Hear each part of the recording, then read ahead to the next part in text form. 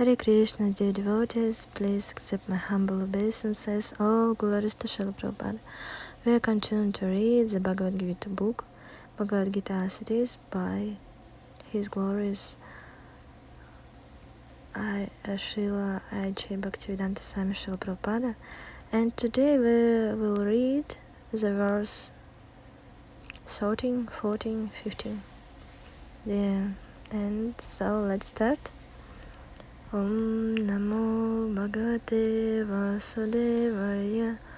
Om Namo Bhagavate Vasudevaya. Om Namo Bhagavate Vasudevaya. Verse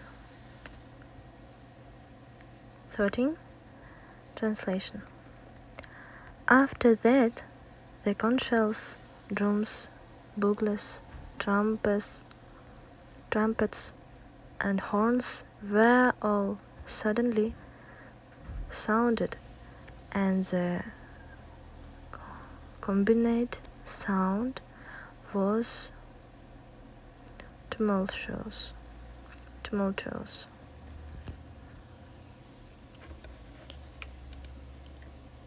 Next verse. Translation.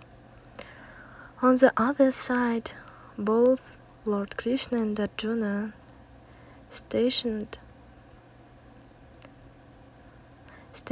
on the great chariot drawn by white horses, sounded their transcendental conch shells. Purport. In contrast with the conch shell blown by Bhishmadeva, the conch shells in the hands of Krishna and Arjuna are described as transcendental. The sounding of the transcendental conch shells indicated that there was no hope of victory for the other side, because Krishna was on the side of the Pandavas. Jais tu Pandu Putranam Esham Paksha Janardanaha. Victory is always with person like the sons of Pandu, because Lord Krishna is associated with them. And whenever and wherever the Lord is present, the goddess of fortune is also there, because the goddess of fortune never lives alone without her husband. Therefore, victory and fortune were awaiting Arjuna, as indicated by the transcendental sound produced by the conch shell of Vishnu, or Lord Krishna. Besides that, the chariot on which both the friends were seated had been donated by Agni, the fire god, to Arjuna, and this indicated that this chariot was capable of conquering all sides, wherever it was drove over the three worlds. And next verse 15. Translation. Lord Krishna blew this conch shell, called Panchajanya. Arjuna blew his, the Devadatta, and Bhima, the vicarious editor and performer of Herculean tasks, blew his terrific conch shell, Kalas Paundra. Purport. Lord Krishna is referred to as Hrishikesha in this verse because he is on the honor of all senses. The living entities are part and parcel of him, and therefore the senses of the living entities are also part and parcel of his senses. The personalist cannot account of the senses of the living entities, and therefore they are always anxious to describe all living entities as senseless or impersonal. The Lord, situated in the heart of all living entities, directs their senses, but they directs in terms of the surrender of the living entity, and in the case of the pure devotee, he directly controls the senses. Here on the battlefield of Kurukshetra, the Lord directly controls the transcendental senses of Arjuna, and thus his particular name of Hrishikesha. The Lord has different names according to his different activities. For example, his name is Madhusudana because he killed the demon of the name Madhu.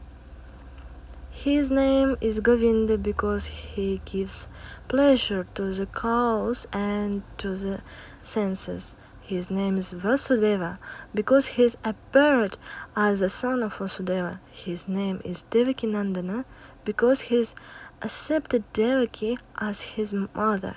His name is Yashodanandana because he awarded his childhood pastimes to Yashoda at Vrindavana.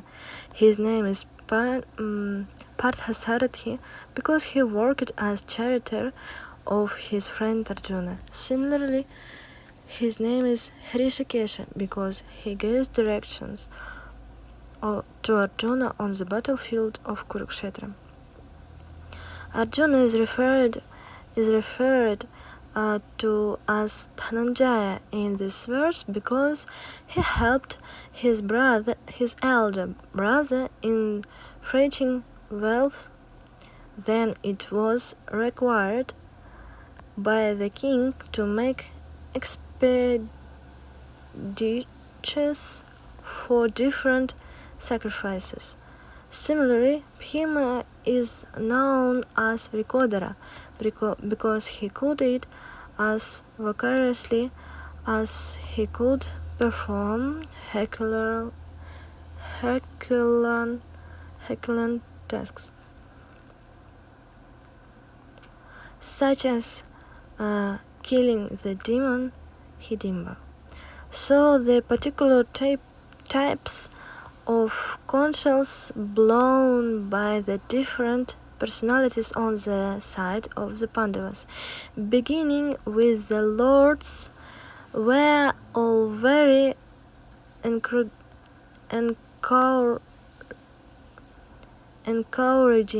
to the fighting soldiers.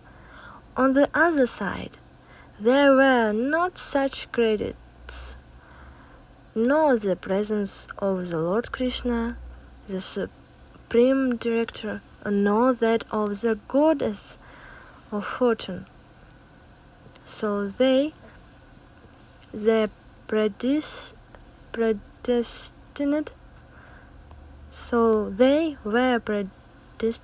to lose the battle, and that was the message announced by the sound of the conchs. Okay, so now is retail. On these verses we can read about the Kauravas and Pandavas. On these verses we can read about that the Kauravas and the Pandavas blew their conchs and announced the beginning of the war. And Srila Prabhupada writes on this book that victory was on the side of the Pandavas. Victory to fortune were awaiting Arjuna as indicated by the transcendental sound produced by the conchal of Vishnu or Lord Krishna. And wherever and whenever and wherever the Lord is present, the goddess of fortune is also there, because the goddess of fortune never lives alone, never lives alone without her husband. And also conscious on the hands of Krishna and Arjuna in verse 15 are colored divine in contrast of the conchal of Bhishma.